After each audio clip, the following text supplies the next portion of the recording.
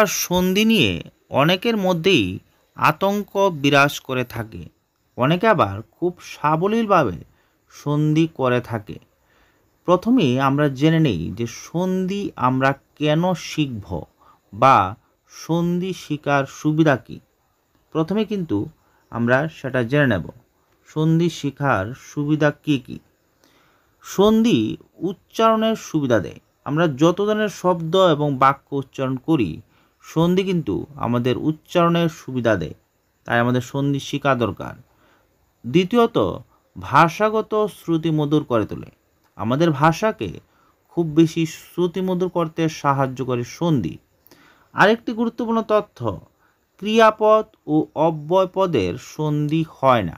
এটা কিন্তু চিরন্তন সত্য যে ক্রিয়াপদ ও অব্যয়পদের কখনো সন্ধি হবে না।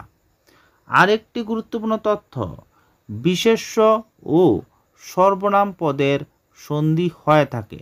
এটা কিন্তু আমাদের একদম মনে রাখতে হবে। এখন দেখে নেওয়া যাক সন্ধির প্রকারভেদ। সন্ধি মূলত 3 প্রকার: স্বরসন্ধি, ব্যঞ্জন সন্ধি এবং বিসর্গ সন্ধি। সন্ধি সম্পর্কে অনেকের মধ্যেই গুরুত্বপূর্ণ একটি প্রশ্ন জেগে থাকে, ভাষা বা বাংলা ভাষা অনুসারে সন্ধি কত প্রকার?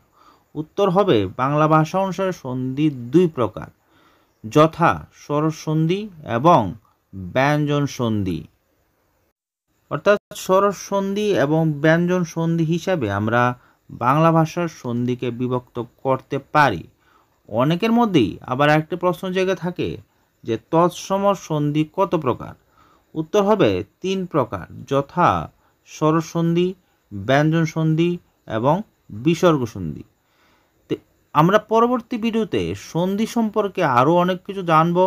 তো ভিডিওটি ভালো লাগলে লাইক এবং চ্যানেল নতুন হলে সাবস্ক্রাইব করতে ভুলবেন না। এবং পরবর্তী ভিডিওটি দেখার জন্য অবশ্যই আহ্বান জানাচ্ছি এবং আমাদের সঙ্গে নিয়মিত থাকবেন এইরকম তথ্যবহুল ভিডিও পাওয়ার জন্য।